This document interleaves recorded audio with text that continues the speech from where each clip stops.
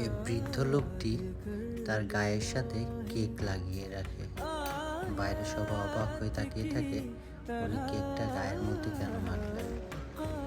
মূলত উনি এই বৃদ্ধা মহিলাটিকে পছন্দ করেন, তার এখানে আয়রন করার জন্য দিতে যান এবং খুবই রোমান্টিক একটা দৃশ্য এটা।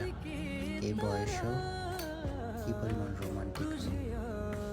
এরপর নিজের জিনিস নিজে পলিশ করে। বৃদ্ধ লোকটি খুব একাই বসবাস করেন এবং প্রায় সময় ওই দোকানটাতে যায় এবং কেক খায়। যে কোনো কিছু খেলেই উনি আইসক্রিম খায়, ওইটা আবার নিজের স্যুটের সাথে একটুখানি লাগিয়ে রাখেন, যাতে ওয়াশের ওই দোকানটিতে উনি গিয়ে আবার ওই মহিলার সাথে একটিবার দেখা করতে পারেন। প্রতিদিনের মতো আজকেও